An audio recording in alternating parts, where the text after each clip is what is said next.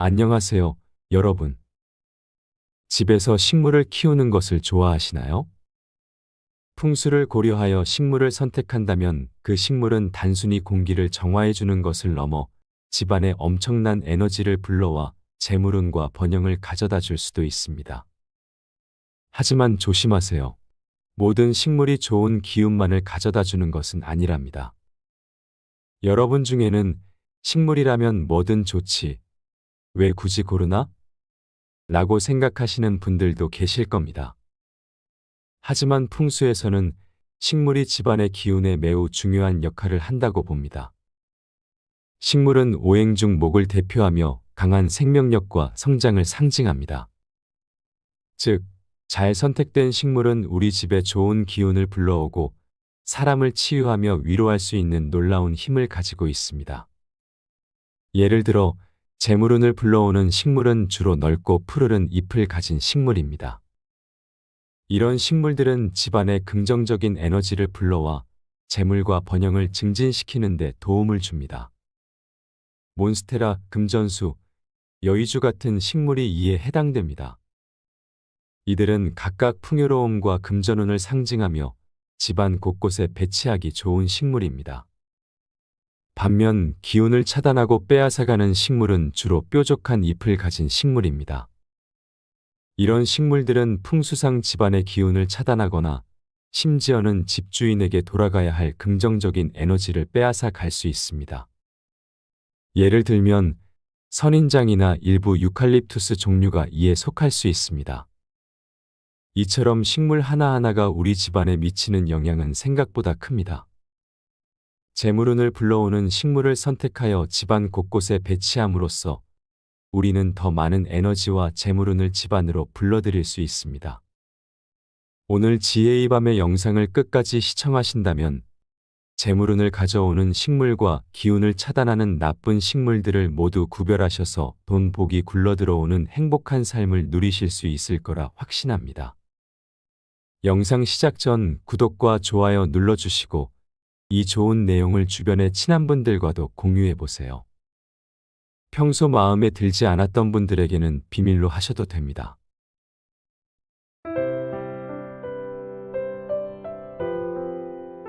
우리 모두의 꿈, 부자가 되는 것.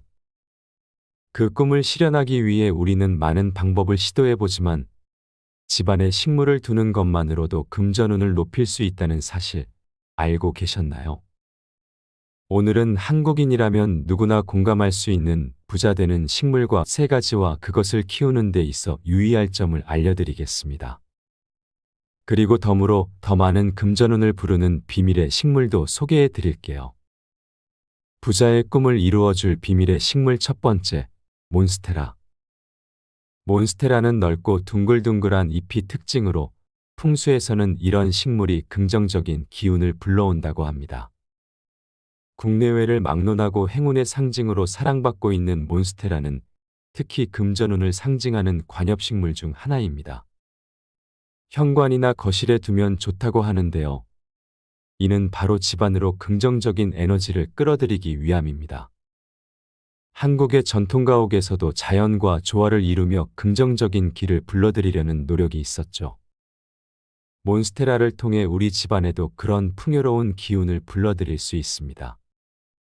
부자의 꿈을 이루어줄 비밀의 식물 두 번째, 금전수.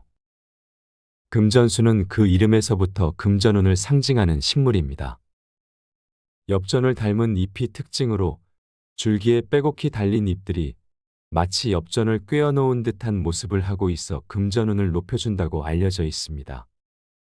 또한 생명력이 강하고 공기정화 기능도 뛰어나 집안에 두기에 더할 나위 없이 좋은 식물입니다. 우리 조상들도 집안의 풍요를 불러들이기 위해 다양한 식물을 기르고 그 의미를 중요시했죠. 금전수와 함께 염자 크로시아 같은 식물도 비슷한 모양과 의미를 가지고 있어 함께 기르면 좋습니다. 부자의 꿈을 이루어줄 비밀의 식물 세 번째, 여의주. 여의주 또는 금액도라고 불리는 이 식물은 넓은 잎을 가진 식물로 멋진 외모와 뛰어난 공기정화 능력으로 많은 사랑을 받고 있습니다. 하지만 풍수적으로 식물이 집안 사람보다 크기가 커지면 좋지 않다고 하니 집안에서 가장 큰 사람을 기준으로 그보다 더 크지 않게 관리해야 합니다. 이는 식물이 주인의 기운을 빼앗아 가지 않도록 하는 조치입니다. 우리의 생활 속 작은 신념 하나하나가 모여 부자가 되는 기운을 만들어낸다고 생각해 보세요. 부자의 꿈을 이루어줄 비밀의 식물 팔손이. 팔손이는 여러 가닥의 가지가 마치 여러 손을 뻗은 듯하여 긍정적인 에너지를 여러 방향으로 끌어당기는 능력이 있다고 알려져 있습니다. 이 식물 또한 집안 곳곳에 긍정적인 기운을 퍼뜨려 재물운을 높여주는데 효과적입니다. 여기서 잠깐 재물운을 불러오는 식물을 선택할 때 한 가지 기억해야 할 점이 있습니다. 그것은 바로 식물의 크기입니다. 식물이 너무 커서 집안에서 가장 큰 사람보다 높아지면 그 식물이 집안의 기운을 지배하게 될 수 있으니 주의해야 합니다.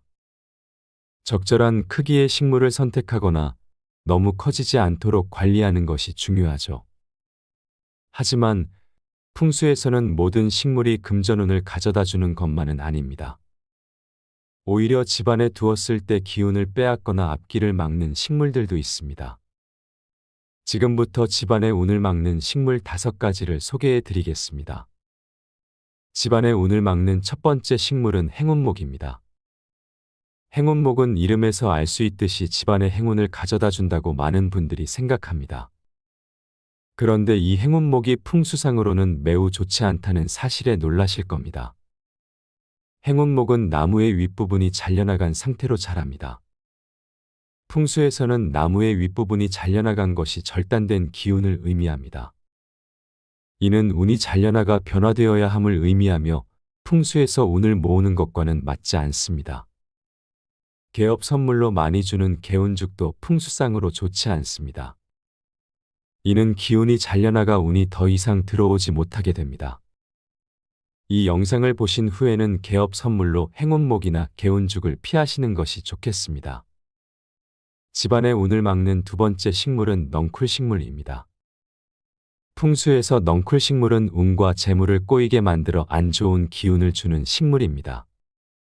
옛날 사람들은 이를 흉물이라고 할 정도로 기운이 좋지 않다고 봤습니다. 넝쿨식물은 집안의 음기를 가득 채우며 금전운은 물론 자식과 자손의 길까지 막는다고 합니다. 벽을 타고 뻗어나가는 식물은 피해야 할 뿐만 아니라 벽이나 천장에 달아 가지와 잎이 아래로 축 떨어지는 식물도 좋지 않습니다. 이는 생명력이 위로 솟구치지 않고 아래로 처지는 형태이기 때문입니다. 나팔꽃도 넝쿨식물이기에 풍수상 좋지 않습니다. 집안의 운을 막는 세 번째 식물은 선인장입니다. 선인장에 대해서는 앞서 말씀드렸듯이 풍수에서 좋은 식물은 넓은 잎을 가진 식물입니다. 선인장은 이와 정반대의 기운을 가진 식물로 작은 다육식물인 경우는 괜찮지만 가시가 많은 선인장은 기르지 않는 것이 좋습니다. 선인장은 기운이 좋지 않다고 여겨지며 다툼의 기운을 가지고 있다고 합니다. 집안의 운을 막는 네 번째 식물은 죽은 식물입니다. 요즘 조화나 드라이 플라워를 인테리어로 많이 사용하시는 것을 보셨을 겁니다. 하지만 풍수상으로는 매우 좋지 않은 기운을 가집니다. 풍수에서는 드라이 플라워가 죽은 기운을 나타내며 매우 흉한 것으로 여겨집니다. 식당 인테리어로 큰 기둥 같은 나무를 사용하는 경우도 있는데 이 역시 풍수상으로 좋지 않습니다. 나무의 윗부분이 잘려나간 기운을 가지고 있으며 이미 죽은 나무이기 때문에 죽은 기운을 가지고 있다고 봅니다. 집안의 운을 막는 5번째 식물은 사람보다 큰 식물입니다. 사람의 키보다 큰 식물에 대해서는 식물이 사람보다 크면 사람의 기운을 식물이 모두 빼앗아간다고 앞서 말씀드렸습니다. 이는 특정한 식물에만 해당되는 것이 아니라 모든 식물에 해당되므로 식물을 기를 때는 꼭 유의하시고 관리해 주시기 바랍니다. 과거와 현재가 같지 않고 시대가 변화하고 있지만 운을 모으는 것은 모든 시대의 부자들이 해온 행동입니다. 오늘 영상을 꼭 참고하셔서 우리 집에 식물을 들이실 때의 작은 운들을 계속 모아 나가시기 바랍니다. 우리 집안에 긍정적인 변화를 가져올 수 있는 식물을 신중히 선택하는 것은 단순한 취미를 넘어서 우리 가족의 건강과 행운에 직접적인 영향을 미치는 중요한 결정이 될 수 있습니다. 이러한 생각을 바탕으로 여러분의 가정에도 행운과 긍정적인 에너지가 가득하기를 바라며 이곳에서 얻은 지식이 여러분의 삶에 작은 변화를 가져다 주기를 희망합니다. 다음에도 이곳을 방문하여 더 많은 풍수의 지혜를 함께 나누어 보아요.